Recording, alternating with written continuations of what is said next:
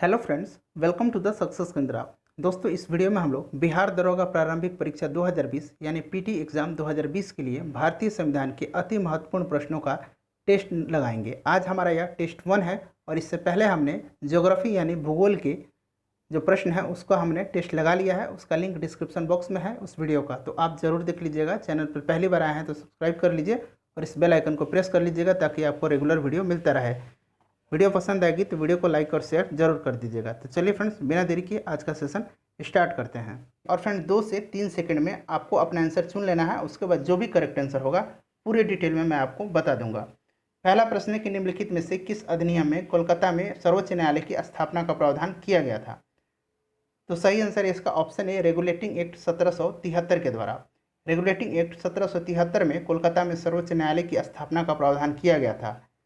Sir Elijah Impey, यह नाम आपको याद रखना है। सर एलिजा इम्पे इसके प्रथम मुख्य न्यायाधीश थे। 1773 का रेगुलेटिंग एक्ट के द्वारा बंगाल के गवर्नर को बंगाल का गवर्नर जनरल पद नाम दिया गया, तो आप ये भी जरूर ध्यान रखिएगा। दूसरा प्रश्न देखिए कि निम्नलिखित में से किस एक अधिनियम द्वारा भारत में संघीय न्यायालय की स्थापना की गई थी? तो 1 अक्टूबर 1937 को भारत में संघीय न्यायालय की स्थापना भारत सरकार अधिनियम 1935 के अंतर्गत की गई थी। और सर मॉरिस गुएर, याद रखिएगा, सर मॉरिस गुएर इसके प्रथम मुख्य न्यायाधीश थे। तो इस प्रश्न का सही आंसर होगा ऑप्शन डी, उपरयुक्त में से कोई नहीं, क्योंकि यह भारत सरकार अधिनियम 1935 के तहत किया गया था। तीसरा देखिए कि निम्नलिखित में से किस अधिनियम में केंद्र में द्वैध शासन प्रणाली को स्थापित किया गया? देखिएगा, केंद्र पूछा जा रहा है, न कि प्रांत पूछा जा रहा है। सुन लीजिए, भारत सरकार अधिनियम 1935 के अंतर्गत केंद्र में द्वैध शासन प्रणाली की स्थापना तथा प्रांतों में द्वैध शासन व्यवस्था को समाप्त करने का प्रावधान किया गया। केंद्र में द्वैध शासन प्रणाली की स्थापना, परंतु प्रांत में द्वैध शासन प्रणाली को समाप्त करने का प्रावधान किया गया। केंद्र में द्वैध शासन के तहत संघीय विषय को 2 भागों में बांटा गया। पहला था आरक्षित भाग और दूसरा था हस्तांतरित भाग। तो आप इसको भी ध्यान रखिएगा, ऑप्शन ए करेक्ट आंसर हो जाएगा। चौथा प्रश्न देखिए कि निम्नलिखित में से किस अधिनियम द्वारा संवैधानिक निरंकुशता का सिद्धांत प्रवृत्त किया गया? तो संवैधानिक निरंकुशता का सिद्धांत भारत सरकार अधिनियम 1935 द्वारा जो है प्रवृत्त किया गया। सही आंसर है इसका ऑप्शन सी।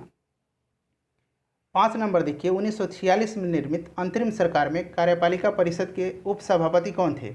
तो देखिए 24 अगस्त 1946, आपको याद रखना है 24 अगस्त 1946 को जो अंतर्राज्यीय सरकार की घोषणा हुई थी, इसके अनुसार जो कहा गया था कि कार्यपालिका परिषद का जो अध्यक्ष होगा वो वायसराय होगा और उपाध्यक्ष जो होंगे कौन होंगे? पंडित जवाहरलाल नेहरू होंगे। सही आंसर है इसका ऑप्शन ए। नेक्स्ट देखिए क्वेश्चन नंबर 6 कि भारत के लिए संविधान की रचना हेतु संविधान सभा का विचार निम्नलिखित में से सर्वप्रथम किसने प्रस्तुत किया था? तो 1934 में स्वराज पार्टी ने आत्मनिर्णय के अधिकार की मांग की और एक प्रस्ताव पारित किया। इसमें कहा कि वयस्क मताधिकार के आधार पर निर्वाचित भारतीय प्रतिनिधियों की एक संविधान सभा होगी जो कि संविधान का निर्माण करेगी। भारत की ओर से संविधान सभा की मांग करने का यह प्रथम अवसर था। तो सही आंसर है स्वराज पार्टी 1934 में। 7 नंबर देखिए, संविधान सभा में भारतीय संविधान का तृतीय वाचन कब से प्रारंभ हुआ था? टोटल 3 वाचन हुए थे। तो सबसे पहले जान लीजिए कि पहला वाचन कब हुआ था। इंपॉर्टेंट है, देखिए तीनों वाचन प्रश्न पूछा जाता है। ठीक है फ्रेंड्स, तो देखिए पहला वाचन जो हुआ था वह 4 नवंबर से लेकर 9 नवंबर 1948 तक हुआ था। उसके बाद दूसरा वाचन जो हुआ था वो 15 नवंबर 1948 से लेकर के 17 अक्टूबर 1949 तक हुआ था। और तीसरा वाचन जो था ये 14 नवंबर 1949 से प्रारंभ हुआ था और 26 नवंबर 1949 तक चला था। तो सही आंसर है इसका ऑप्शन ए। क्वेश्चन नंबर 8 देखिए, भारतीय संविधान सभा में कुल कितनी महिलाएं थी? तो टोटल महिला सदस्य कितनी थी? 15 थी। क्वेश्चन नंबर 9 देखिए, संविधान निर्मात्री परिषद की झंडा समिति के अध्यक्ष कौन थे? तो झंडा समिति के जो अध्यक्ष थे वे थे doctor Rajendra Prasad. Question number 10 देखिए, भारत के संविधान में उद्देशिका का विचार कहाँ से लिया गया है?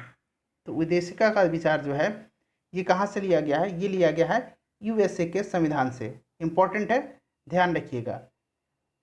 नेक्स्ट क्वेश्चन देखिए 11 नंबर कि भारत के संविधान में राज्यों की संघ की संकल्पना को प्राप्त किया गया है। इंपॉर्टेंट क्वेश्चन है। तो देखिए, भारतीय संविधान में राज्यों की संघ की संकल्पना British north America act Canada से प्रेरित है। भारतीय संविधान का अनुच्छेद 1 में कहा गया है कि भारत राज्यों का संघ है। तो सही आंसर है ब्रिटिश नॉर्थ अमेरिका अधिनियम से। नेक्स्ट क्वेश्चन देखिए, क्वेश्चन नंबर 12, वित्त विधेयकों के बारे में विशेष उपबंध किस अनुच्छेद के अंतर्गत किया गया है? तो संविधान के अनुच्छेद 117(1), 117(2) और 117(3) में वित्त विधेयकों के बारे में विशेष उपबंध किया गया है।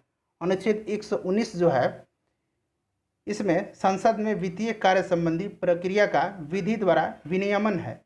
और अनुच्छेद 121 जो है, ये उच्चतम न्यायालय या उच्च न्यायालय के किसी न्यायाधीश के संबंध में चर्चा निर्बंध से संबंधित है। और अनुच्छेद 123 जो है, यह विश्रांति काल में अध्यादेश प्रख्याप्ति करने की राष्ट्रपति को शक्ति प्रदान करता है। तो आप इन सबको ध्यान रखिएगा। इसका आंसर जो हो जाएगा ऑप्शन ए हो जाएगा। अनुच्छेद 117 में वित्त विधेयक जो है इसका प्रावधान है। नेक्स्ट क्वेश्चन देखिए, 13 नंबर, भारतीय संविधान के किस अनुच्छेद के अंतर्गत अखिल भारतीय सेवाओं का प्रावधान किया गया? तो संविधान के अनुच्छेद 312 जो है, अखिल भारतीय सेवाओं का इसमें प्रावधान किया गया है। तो सही आंसर है ऑप्शन सी। 14 नंबर देखिए, आपको इसमें मिलान करना है।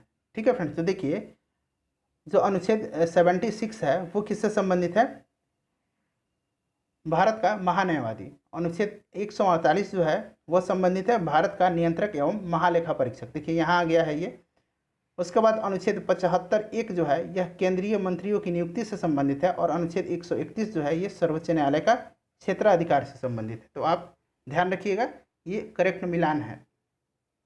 15 नंबर देखिए कि भारत के संविधान की चौथी अनुसूची विवेचना करती है। इंपॉर्टेंट क्वेश्चन है, आपको ध्यान रखना है। तो चौथी अनुसूची में क्या है? विभिन्न राज्यों तथा संघीय क्षेत्रों की राज्यसभा में प्रतिनिधित्व का विवरण दिया गया है।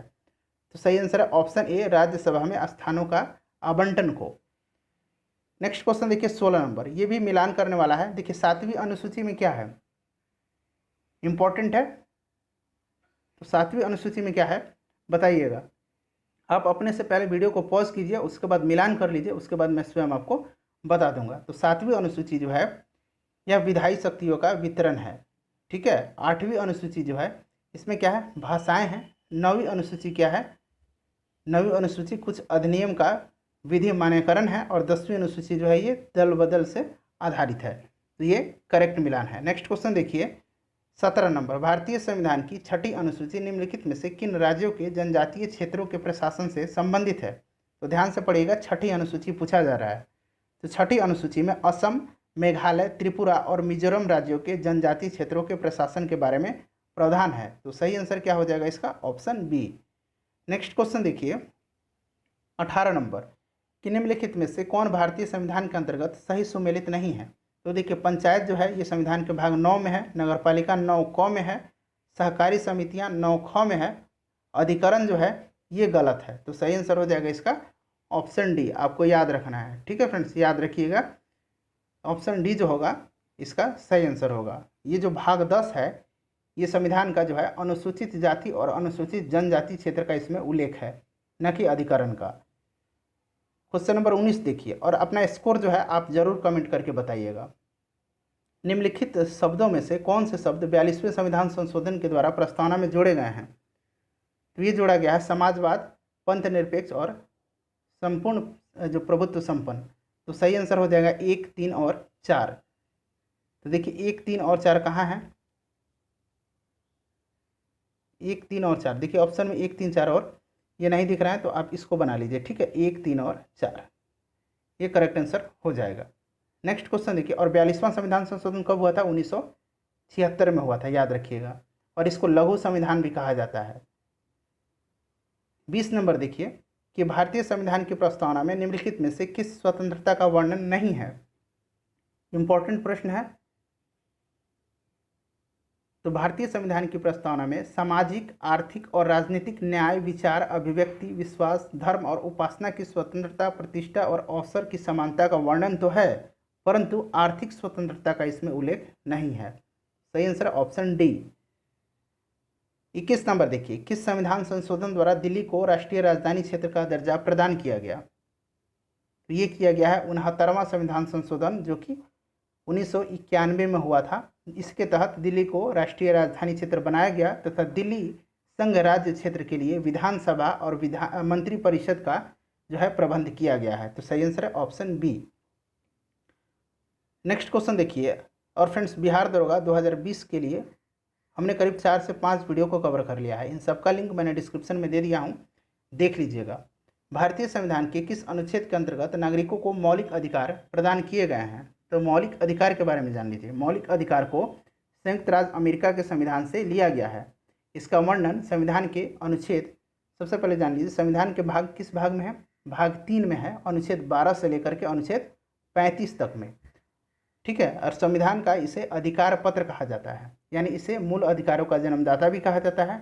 मूल संविधान में 7 मौलिक अधिकार थे, लेकिन 44वां संविधान संशोधन जो कि 1978 में हुआ था, इसके तहत जो है संपत्ति का अधिकार को मौलिक अधिकार की सूची से हटा करके इसे संविधान के अनुच्छेद 301 के अंतर्गत जो है कानूनी अधिकार के रूप में रखा गया है। तो सही आंसर हो जाएगा इसका अनुच्छेद 12 से लेकर के 35 तक में। 23 नंबर देखिए, भारतीय संविधान में स्वतंत्रता का अधिकार 4 अनुच्छेदों द्वारा प्रदान किया गया है, जो कि तो देखिए स्वतंत्रता का अधिकार जो है अनुच्छेद 19 से लेकर के अनुच्छेद 22 तक में है।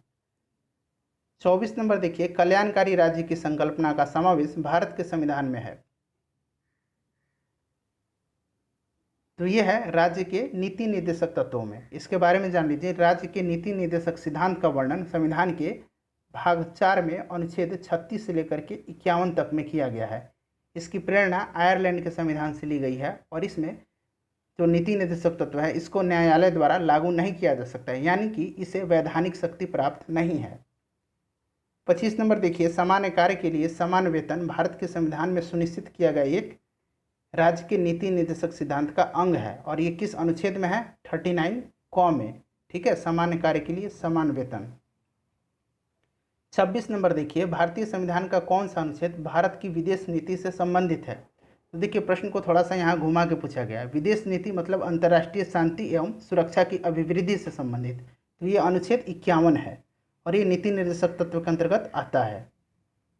27 नंबर देखिए, भारतीय संविधान के किस अनुच्छेद में 42वें संविधान संशोधन विधेयक द्वारा मूल कर्तव्य को सम्मिलित किया गया?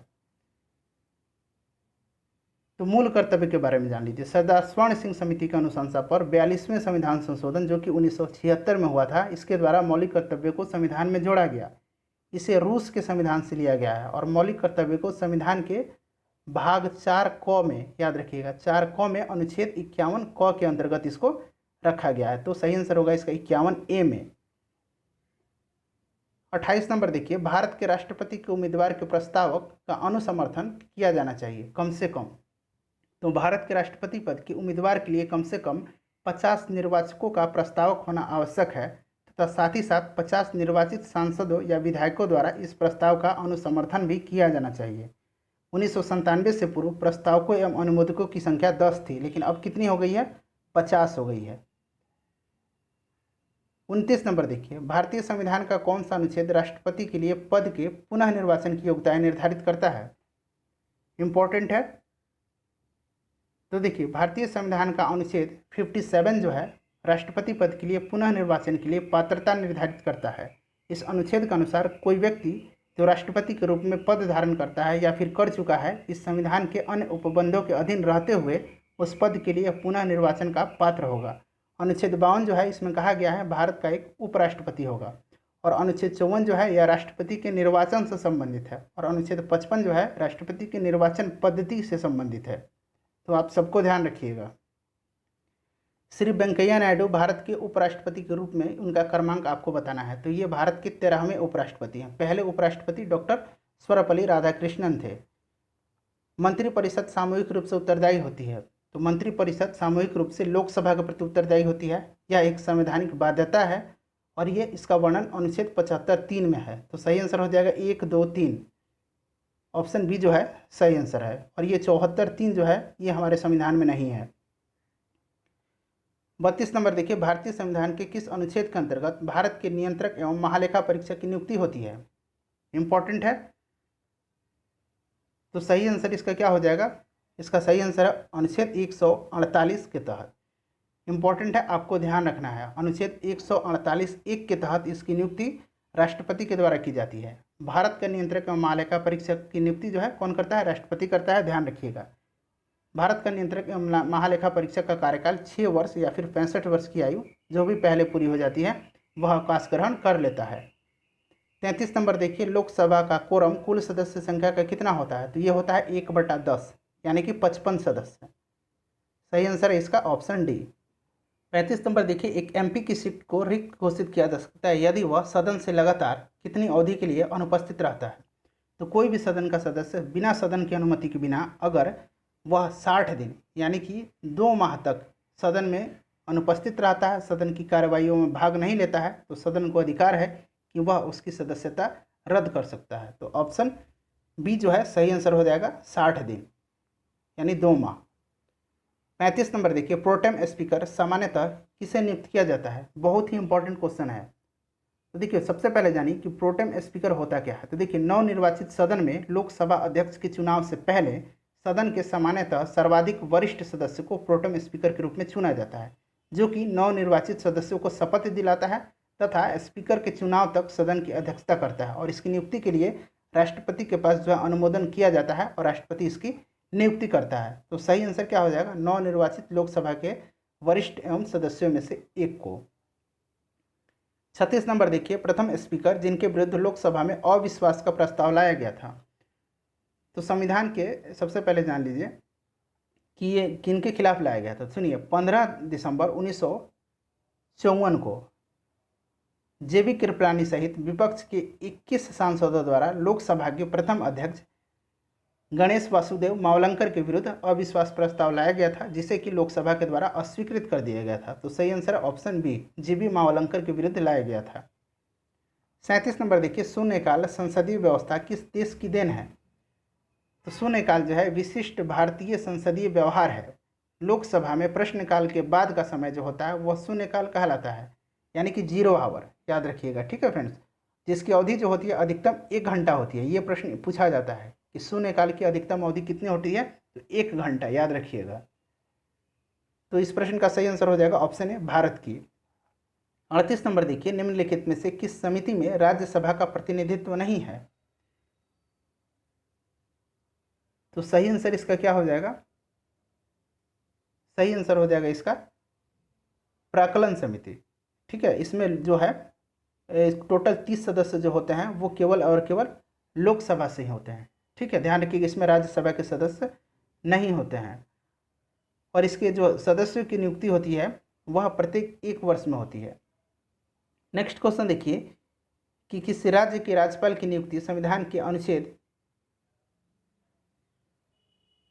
155 के तहत होती है। याद रखिएगा, अनुच्छेद 155 के तहत, संविधान के अनुच्छेद 155 के तहत राज्य के राज्यपाल की नियुक्ति भारत के राष्ट्रपति के द्वारा की जाती है। राज्यपाल जो होता है राज्य का कार्यकारी प्रमुख होता है और सामान्यतः प्रत्येक राज्य के लिए एक राज्यपाल होता है। लेकिन 7वें संविधान संशोधन जो कि 1956 में हुआ था, उसमें कहा गया है कि एक ही व्यक्ति को 2 या 2 से अधिक राज्यों का राज्यपाल नियुक्त किया जा सकता है।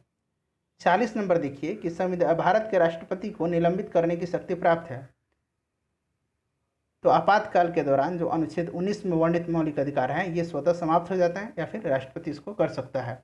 नेक्स्ट क्वेश्चन देखिए 41 नंबर कि भारतीय संविधान में नागरिकों को कितने प्रकार का मौलिक अधिकार प्रदान करता है। जो भारत का संविधान है वह नागरिकों को कितने प्रकार का मौलिक अधिकार प्रदत्त करता है, इसका आंसर आपको कमेंट में देकर बताना है। मुझे पूरी उम्मीद है कि वीडियो आपको पसंद आई होगी और आप ज्योग्राफी वाला जो है वीडियो जरूर देख लीजिएगा, लिंक डिस्क्रिप्शन में मैंने दे दिया है। चैनल को सब्सक्राइब कर लीजिए और बेल आइकन को भी प्रेस कर लीजिएगा। वीडियो को शेयर जरूर कर दीजिएगा। मिलते हैं नेक्स्ट वीडियो में। Thanks for